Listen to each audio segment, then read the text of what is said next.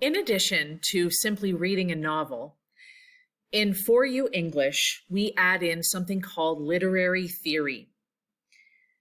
What these are perspectives and ways to examine stories that are considered a microcosm or a smaller version of the bigger world.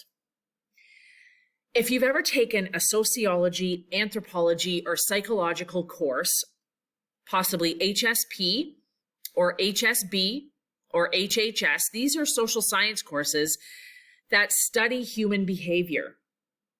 And within each of these ologies, there are theories that social scientists have created to explain human behavior.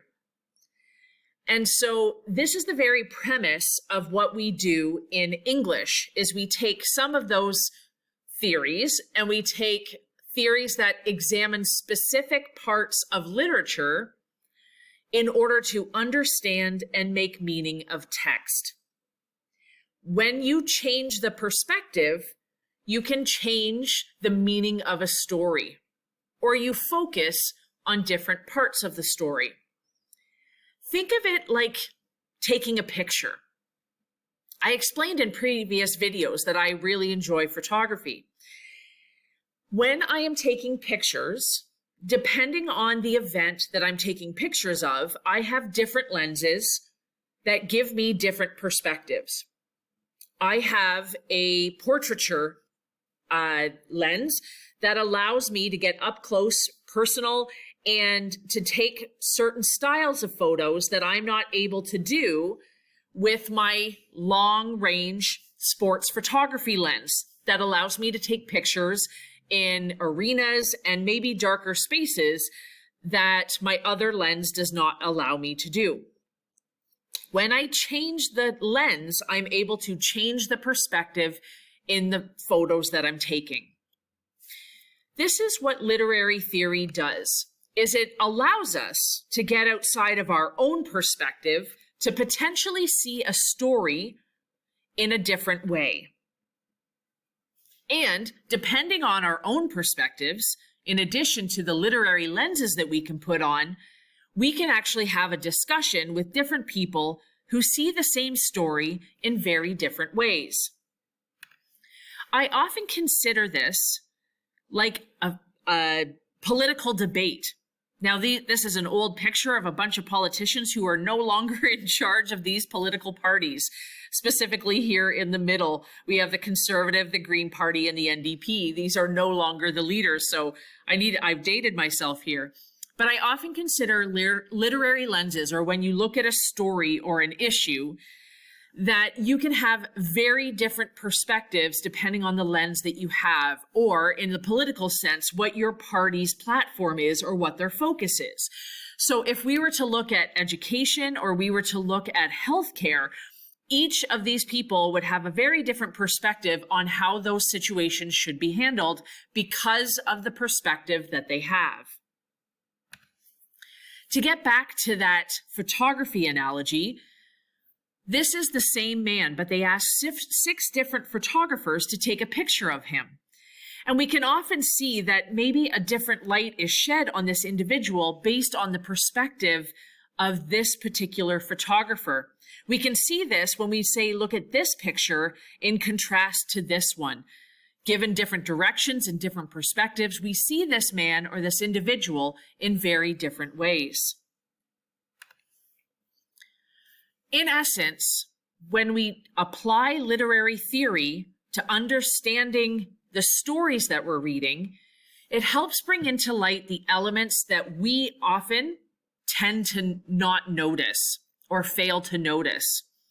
It brings to light those things that, from my perspective and my experiences that I'm bringing to the table in reading and analyzing this story, that I may have missed because they're not part of my experience. When we put on a different lens, we start looking at it and start to bring to light those elements that we maybe previously didn't notice because we weren't looking for them, but now we are.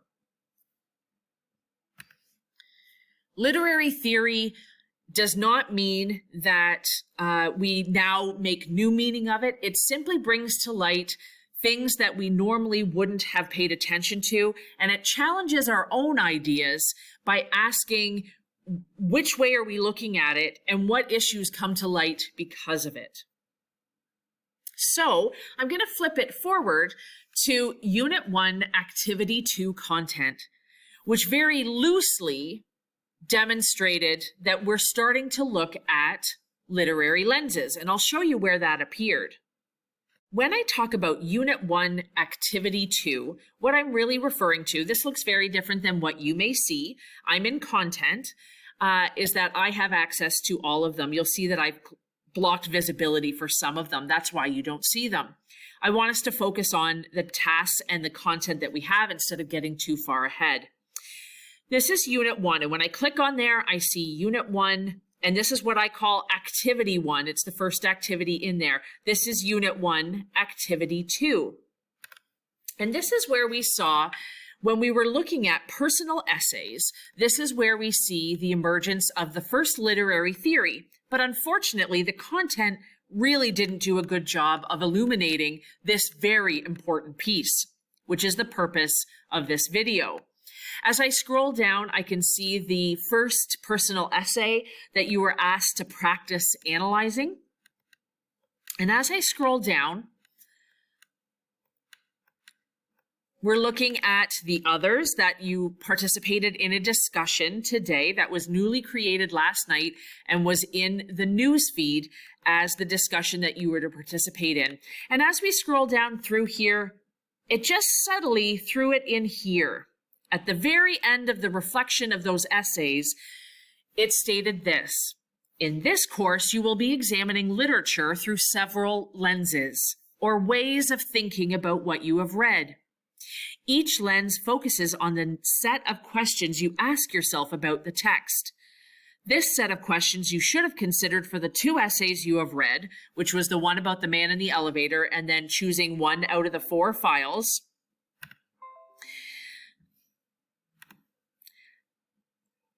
The 2 essays that you have read are the group to use when looking through the lens called personal response lens. So very subtle and doesn't really even explain what the personal response lens is. So that's the purpose of this. So 1, we're going to be examining these stories not only through our own understanding, apologies for all the pop-ups, but also we are going to identify the very first lens that we're going to look at this. It's called personal response lens or reader response theory. So this is actually a really good one to start with, where what we are doing is examining it from our own experiences and perspectives. So here is your very first literary theory. I will link this slideshow into the content, into the newsfeed, into the agenda, so that you are able to access it. It's simply easier to do it there than it is to put it in the content. What is reader response theory? It is simply a lens that we are examining our own perspectives, who I am as a reader and what I bring to understanding this story. For example, when I read a story, I'm in my 40s, I am a teacher, I am a mom, I have many different roles, and I have a little bit more life experience simply because of my age than you do as a teenager going through Ontario education. And so I have perspectives and I have experiences that you may not have had the opportunity to experience yet. However, my personal experiences through life, and I could go into them in detail and relive all the amazing experiences that have shaped me to be who I am today, may be very different from what you have.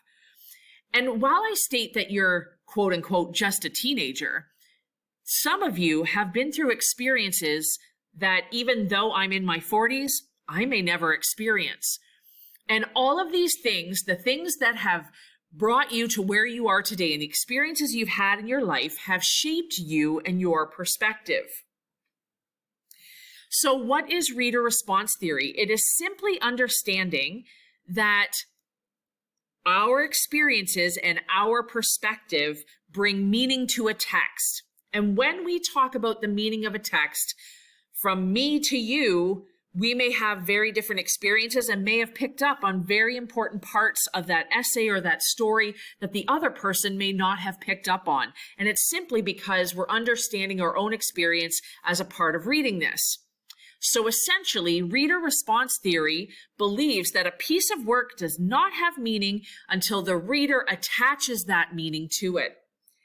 In other words, we are reading stories that the author has created, and it does not have meaning until we tell other people what the meaning of that story is from our perspective.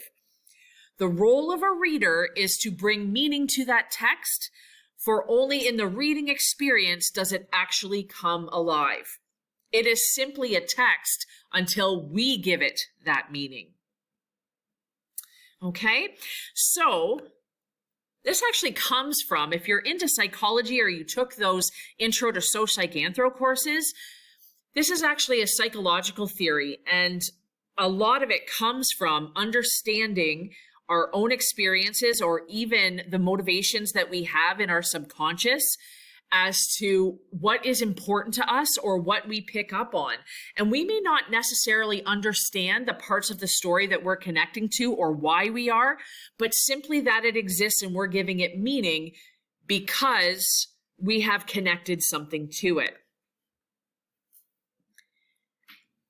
So I would highly encourage you to look up through a number of sources what reader response theory is or personal response is.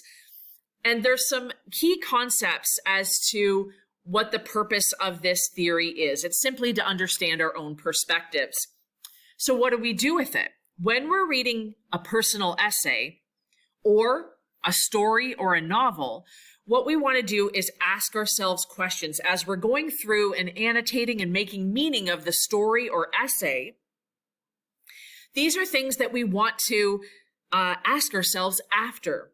How do we feel about it? Why do you like it or dislike it? What parts do you like or do you dislike? In what ways might this text connect to a personal experience that you may have had? So for the one in the elevator, I've had personal experience of being in an elevator. Now, I've never necessarily had someone break down and cry while I was in an elevator, but I have been a person who rode home on a bus after breaking up with her boyfriend and cried the whole way home, and been in that feeling of showing display of an emotion, etc. And I'm brought back to that moment because I've read this. So when I look at it, having that experience in the back of my head, is it authentic to apply someone else's experience to the situation? I'm looking at my own experience and whether or not that's purposeful in understanding the purpose or the meaning behind this particular essay. Then I think about who is intended for this reader. When I think about that essay about the man crying in the elevator, I think that's intended for anyone. For me, the lesson of that particular essay was to examine empathy and understanding of individuals and trying to go beyond our own barriers or our own ways of preventing with connecting with strangers or stepping in and helping in a situation, and whether or not we do those things. I think that's a human behavior that we examine. And so I think anyone can examine their own situation and what they would do in that particular one. It doesn't matter what your age is or your gender or your orientation, all of those things, ethnicity. I think that's a human trait that this particular essay is connecting with anyone. If you were to have a conversation with the main character, what questions would you ask and what would your responses be? So these are, in addition to understanding our own perspective and interpreting this story, we also, from reader response, want to ask these questions to see what we can further understand or have a discussion about because we're analyzing it from our own perspective. So that's a little bit about reader response theory. As we go through, we're going to implement and include other theories such as feminism, Marxism, post-colonialism. We'll look at a number of different theories. So it's important to understand what they are and how they work.